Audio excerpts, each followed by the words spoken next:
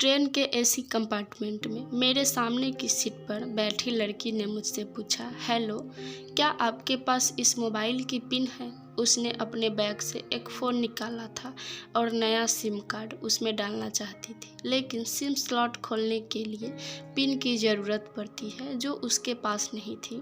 मैंने हाँ में गर्दन हिलाई और सीट के नीचे से अपना बैग निकालकर उसके टूल बॉक्स से पिन ढूंढकर लड़की को दे दी। लड़की ने थैंक्स कहते हुए पिन ले ली और सिम डालकर पिन मुझे वापस कर दी। थोड़ी देर बाद वो फिर से इधर उधर ताकने लगी। मुझसे रहा नहीं गया, मैंने पूछ लिया, कोई परेशानी? वो बोली, सिम स्टार्ट नहीं हो रही है। मैंने मोबाइल मांगा, उसने दिया। मैंने उससे कहा कि सिम अभी एक्टिव नहीं हुई है, थोड़ी देर में हो जाएगी और एक्टिव होने के बाद आईडी वेरिफिकेशन होगा, उसके बाद आप इसे इस्तेमाल कर सकेंगी। लड़की ने पूछा, आईडी वेरिफिकेशन क्यों? मैंने कहा, आजकल सिम वेरिफिकेशन के बाद एक्टिव होती है। जिस नाम से ये सिम उठाई गई है उसका ब्यौरा पूछा जाएगा, बता देना। लड़की बुदबुदाई। ओह, मैंने दिलासा देते हुए कहा, इसमें कोई परेशानी की बात नहीं है। वो अपने एक हाथ से दूसरा हाथ दबाती रही, मानो किसी परेशानी में हो। मैंने फिर विनम्रता से कहा, आपको कहीं कॉल करना हो तो मेरा मोबाइल इस्तेमाल कर लीजिए। लड़की ने कहा, जी फ़िलहाल नहीं, थैंक्स, लेकिन ये सिम किस नाम से खरीदी गई है मुझे नहीं पता। मैंने कहा, एक बार एक्टिव होने दीजिए, जिसने आपको सिम दी है उसी के नाम की होगी। उसने कहा, ओके, कोशिश करते हैं। मैंने पूछा, आपका स्टेशन कहाँ है? लड़की ने कहा, दिल्ली। और आप? लड़की ने मुझसे पूछा। मैंने कहा, दिल्ली ही जा रहा हूँ, एक दिन का काम है। आप दिल्ली में रहती है या? लड़की बोली, नहीं नहीं, दिल्ली में कोई काम नहीं, ना मेरा घर है वहाँ। तो मैंने उत्सुकतावश पूछा। तो बोली, दरअसल ये दूसरी ट्रेन है जिसमें आज मैं हूँ और दिल्ली ये तीसरी गाड़ी पकड़नी है, फिर हमेशा के लिए आज़ाद। आज़ाद? लेकिन किस तरह की कैद से? मुझे फिर जिज्ञासा हुई, किस कैद में थी ये कमसीन अल्हड़ सी लड़की? लड़की बोली, उसी कैद में थी जिसमें हर लड़की होती है, जहाँ घर वाले कहे शादी कर लो, जब जैसा कहे वैसा करो। मैं घर से भाग चुकी हूँ। मुझे ताज्जुब हुआ, मगर अपने ताज्जुब को छुपाते हुए मैंने हंसते हुए कहा, अकेली भाग रही है आप? आपके साथ कोई नज़र नहीं आ रहा? वो बोली, अकेली नहीं, साथ में है कोई। कौन? मेरे प्रश्न खत्म नहीं हो रहे थे। दिल्ली से एक और ट्रेन पकड़ूंगी, फिर अगले स्टेशन पर वो मिलेगा। नहीं मिलेंगे? ओह, तो ये प्यार का मामला है? उसने कहा, जी। मैंने उसे बताया कि मैं भी लव मैरिज की है। ये बात सुनकर वो खुश हो गई। बोली, वाह, कैसे, कब? लव मैरिज की बात सुनकर वो मुझसे बात करने में रुचि लेने लगी। मैंने कहा, कब, कैसे, कहाँ, वो मैं बाद में बताऊंगा, पहले आप बताओ आपके घर में कौन कौन है? उसने होशियारी बरतते हुए कहा, वो मैं आपको क्यों बताऊं? मेरे घर में कोई भी हो सकता है, मेरे माँ पापा, भाई बहन, या हो सकता है भाई ना हो, सिर्फ बहनें हो, या ये भी हो सकता है कि बहनें ना हो और 2-4 मुस्टंडे भाई हो। मतलब मैं आपका नाम भी नहीं पूछ सकता। मैंने काउंटर मारा। वो बोली, कुछ भी नाम हो सकता है मेरा, टीना, मीना, सबीना, अंजलि, कुछ भी। बहुत बातूनी लड़की थी वो। थोड़ी इधर उधर की बातें करने के बाद उसने मुझे ट्रॉफ़ी दी, जैसे छोटे बच्चे देते हैं क्लास में। बोली, आज मेरा बर्थडे है। मैंने उसकी हथेली से ट्रॉफ़ी उठाते बधाई दी और पूछा, कितने साल की हुई हो? वो बोली, 18। मतलब भागकर शादी करने की कानूनी उम्र हो गई है आपकी? मैंने काउंटर किया। वो हंसी। कुछ ही देर में काफ़ी फ्रैंक हो चुके थे हम दोनों, जैसे बहुत पहले से जानते हो एक दूसरे को। मैंने उसे बताया कि मेरी उम्र 28 साल है, यानी 10 साल बड़ा हूँ। उसने चुटकी लेते हुए कहा, लग भी रहे हो। मैंने मुस्कुरा दिया। मैंने उससे पूछा, तुम घर से भागकर आई हो, तुम्हारे चेहरे पर चिंता के निशान जरा भी नहीं है। इतनी बेफिक्री मैंने पहली बार देखी। खुद की तारीफ सुनकर वो खुश हुई। बोली, मुझे उसने पहले से ही समझा दिया था कि जब घर से निकलो तो बिल्कुल बिंदास रहना, घर वालों के बारे में बिल्कुल मत सोचना। बिल्कुल अपना मूड खराब मत करना, सिर्फ मेरे और हम दोनों के बारे में सोचना, और मैं वही कर रही हूँ। मैंने फिर चुटकी ली। कहा, उसने तुम्हें मुझ जैसे अनजान मुसाफिरों से दूर रहने की सलाह नहीं दी? उसने हंसकर जवाब दिया, नहीं, शायद वो भूल गया होगा ये बताना। मैंने उसके प्रेमी की तारीफ करते हुए कहा, वैसे तुम्हारा बॉयफ्रेंड काफ़ी टैलेंटेड है।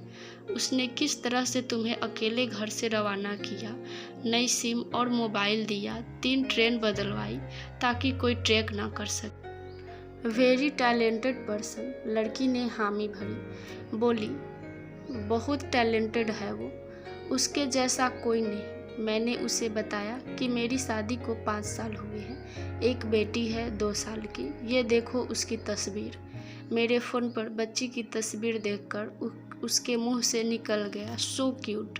मैंने उसे बताया कि ये जब पैदा हुई तब मैं कुवैत में था, एक पेट्रो कंपनी में। बहुत अच्छी जॉब थी मेरी, बहुत अच्छी सैलरी थी। फिर कुछ महीनों बाद मैंने वो जॉब छोड़ दी और अपने ही कस्बे में काम करने लगा। लड़की ने पूछा, जॉब क्यों छोड़ी? मैंने कहा, बच्ची को पहली बार गोद में उठाया तो ऐसा लगा जैसे जन्नत मेरे हाथों में है। 30 दिन की छुट्टी पर घर आया था, वापस जाना था लेकिन जा ना सका। इधर बच्ची का बचपन खर्च होता रहा, उधर मैं पूरी दुनिया कमा लूँ तब भी घाटे का सौदा है। मेरी 2 टके की नौकरी, बचपन उसका लाखों का। उसने पूछा, क्या बीबी बच्चों को साथ नहीं ले जा सकते थे वहाँ? मैंने कहा, काफ़ी टेक्निकल मामलों से गुजरकर एक लंबी अवधि के बाद रख सकते हैं। उस वक्त ये मुमकिन नहीं था। मुझे दोनों में से एक को चुनना था, आलीशान रहन सहन के साथ नौकरी या परिवार। मैंने परिवार चुना, अपनी बेटी को बड़ा होते देखने के लिए। मैं कुवैत वापस गया था लेकिन अपना इस्तीफ़ा देकर लौट आया। लड़की ने कहा, वेरी इम्प्रेसिव। मैं मुस्कुराकर खिड़की की तरफ देखने लगा। लड़की ने पूछा, अच्छा आपने तो लव मैरिज की थी ना, फिर आप भागकर कहाँ गए? कैसे रहे और कैसे गुजारा वो वक्त? उसके हर सवाल और हर बात में मुझे महसूस हो रहा था कि ये लड़की लड़कपन के शिखर पर है, बिल्कुल नासमझ और मासूम। मैंने उसे बताया कि हमने भागकर शादी नहीं की, और ये भी है कि उसके पापा ने मुझे पहली नज़र में सख्ती से रिजेक्ट कर दिया था। उन्होंने आपको रिजेक्ट क्यों किया? लड़की ने पूछा। मैंने कहा, रिजेक्ट करने की कुछ भी वजूहात हो सकती है। मेरी जाति, मेरा धर्म, मेरा कुल, कबीला, घर परिवार, नस्ल या नक्षत्र, इन्हीं में से कोई काट होती है जिसके इस्तेमाल से जुड़ते हुए रिश्तों की डोर को काटा जा सकता है। बिल्कुल सही, लड़की ने सहमति दर्ज कराई और आगे पूछा, फिर आपने क्या किया? मैंने कहा, मैंने कुछ नहीं किया, उसके पिता ने रिजेक्ट कर दिया। वहीं से मैंने अपने बारे में अलग से सोचना शुरू कर दिया था। खुशबू ने मुझसे कहा कि भाग चलते हैं। मेरी वाइफ का नाम खुशबू है। मैंने 2 टूक मना कर दिया। वो 2 दिन तक लगातार जोर देती रही कि भाग चलते हैं। मैंने मना करता रहा।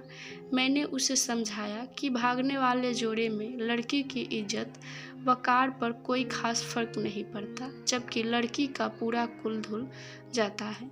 फिल्मों में नायक ही होता है जो अपनी प्रेमिका को भगा ले जाए, और वास्तविक जीवन में भी प्रेमिका को भगाकर शादी करने वाला नायक ही माना जाता है। लड़की भगाने वाले लड़कों के दोस्तों में उस लड़के का दर्जा बुलंद हो जाता है। भगाने वाला लड़का हीरो माना जाता है, लेकिन इसके विपरीत जो लड़की प्रेमी संग भाग रही है वो उल्टा कहलाती है। मोहल्ले के लड़के उसे चालू ठिकरा कहते हैं। बुराइयों के तमाम शब्दकोश लड़की के लिए इस्तेमाल किए जाते हैं। भागने वाली लड़की आगे चलकर 60 साल की वृद्धा भी हो जाएगी, तब भी जवानी में किए उस कांड का कलंक उसके माथे पर से नहीं मिटता। मैं मानता हूँ कि लड़का लड़की को तौलने का ये दोहरा मापदंड गलत है, लेकिन है तो ये सही, ये नज़रिया गलत है। मगर अस्तित्व में है। लोगों के अवचेतन में भागने वाली लड़की की भद्दी तस्वीर होती है। मैं तुम्हारी पीठ को छलनी करके सुखी नहीं रह सकता। तुम्हारे माँ बाप को दुखी करके अपनी ख्वाहिशें पूरी नहीं कर सकता। वो अपने नीचे का होठ दांतों तले पीसने लगी। उसने पानी की बोतल का ढक्कन खोलकर एक घूंट अंदर सरकाया। मैंने कहा, अगर मैं उस दिन उसे भगा ले जाता तो उसकी माँ तो शायद कई दिनों तक पानी भी न पीती। इसलिए मेरी हिम्मत ना हुई कि ऐसा काम करूं। मैं जिससे प्रेम करूं उसके माँ बाप मेरे माँ बाप के समान ही हैं। चाहे शादी ना हो तो ना हो। कुछ पल के लिए वो सोच में पड़ गई, लेकिन मेरे बारे में और अधिक जानना चाहती थी।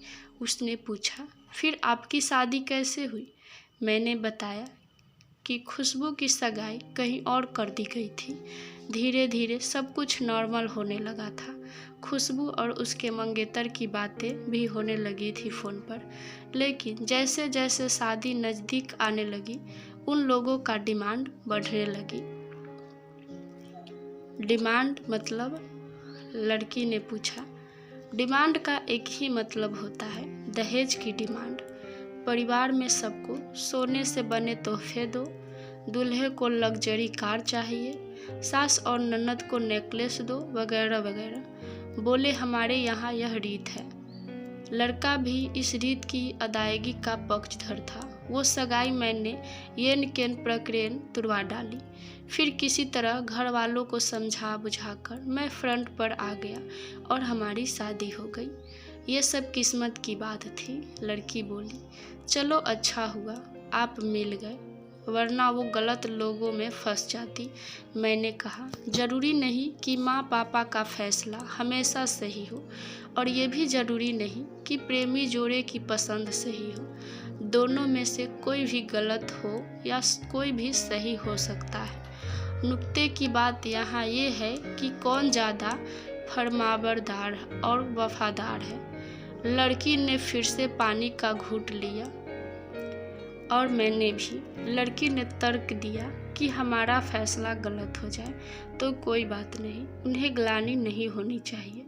मैंने कहा, फैसला ऐसा हो जाए जो दोनों का हो, औलाद और माता पिता दोनों की सहमति, वो सबसे सही है। बुरा मत मानना, मैं कहना चाहूँगा कि तुम्हारा फैसला तुम दोनों का है, जिसमें तुम्हारे पेरेंट्स शामिल नहीं हैं, ना ही तुम्हें इश्क का असली मतलब पता है अभी। उसने पूछा, क्या है इश्क का सही अर्थ? मैंने कहा, तुम इश्क में हो, तुम अपना सब कुछ छोड़कर चली आई, ये इश्क है। तुमने अक्ल का दखल नहीं दिया, ये इश्क है। नफ़ा नुकसान नहीं सोचा, ये इश्क है। तुम्हारा दिमाग दुनियादारी के फितूर से बिल्कुल खाली था। उस खाली स्पेस में इश्क इंस्टॉल कर दिया गया। जिसने इश्क को इंस्टॉल किया वो इश्क में नहीं है, यानी तुम जिसके साथ जा रही हो वो इश्क में नहीं बल्कि होशियारी, हीरोगिरी में है। जो इश्क में होता है वो इतनी प्लानिंग नहीं कर पाता है, 3 ट्रेनें नहीं बदलवा पाता है, उसका दिमाग इतना काम ही नहीं कर पाता। कोई कहे मैं आशिक हूँ और वो सातिर भी हो, ये नामुमकिन है। मजनू इश्क में पागल हो गया था। लोग पत्थर मारते थे उसे। इश्क में उसकी पहचान तक मिट गई। उसे दुनिया मजनू के नाम से जानती है, जबकि उसका असली नाम कैस था, जो नहीं इस्तेमाल किया जाता। वो सातिर होता तो कैस से मजनू ना बन पाता। फरहाद ने सीरी के लिए पहाड़ों को खोदकर नहर निकाल डाली थी और उसी नहर में उसका लहू बहा था। वो इश्क था। इश्क में कोई फकीर हो गया, कोई जोगी हो गया, किसी माझी ने पहाड़ तोड़कर रास्ता निकाल दिया। किसी ने अतिरिक्त दिमाग नहीं लगाया। लालच, हिर्स और हासिल करने का नाम इश्क नहीं है। इश्क समर्पण करने को कहते हैं, जिसमें इंसान सबसे पहले खुद का समर्पण करता है, जैसे तुमने किया। लेकिन तुम्हारा समर्पण हासिल करने के लिए था, यानी तुम्हारे इश्क में हिर्स की मिलावट हो गई। डॉक्टर इकबाल का शेर है, अक्ल अयार है, 100 भेष बदल लेती है, इश्क बेचारा नामुल्ला है। ना जाहिद ना हकीम। लड़की अचानक से खो सी गई। उसकी खिलखिलाहट और लपरापन एकदम से खामोशी में बदल गया। मुझे लगा मैं कुछ ज़्यादा बोल गया, फिर भी मैंने जारी रखा। मैंने कहा, प्यार तुम्हारे पापा तुमसे करते हैं। कुछ दिनों बाद उनका वजन आधा हो जाएगा। तुम्हारी माँ कई दिनों तक खाना नहीं खाएगी, ना पानी पिएगी, जबकि आपको अपने प्रेमी को आजमाकर देख लेना था। ना तो उसकी सेहत पर फर्क पड़ता, ना दिमाग पर। वो अक्लमंद है, अपने लिए अच्छा सोच लेता। आजकल गली मोहल्ले के हर तीसरे लौंडे लपाड़े को इश्क हो जाता है। वो इश्क नहीं है, वो सिनेमा जैसा कुछ है। एक तरह की स्टंटबाजी, डेयरिंग, अलग कुछ करने का फितूर, और कुछ नहीं। लड़की का चेहरे का रंग बदल गया। ऐसा लग रहा था वो अब यहाँ नहीं है। उसका दिमाग किसी अतीत में टहलने निकल गया है। मैं अपने फ़ोन को स्क्रॉल करने लगा, लेकिन मन की इंद्री उसकी तरफ थी। थोड़ी ही देर में उसका और मेरा स्टेशन आ गया। बात कहाँ से निकली थी और कहाँ पहुँच गई। उसके मोबाइल पर मैसेज टोन बजी। देखा सिम एक्टिवेट हो चुकी थी।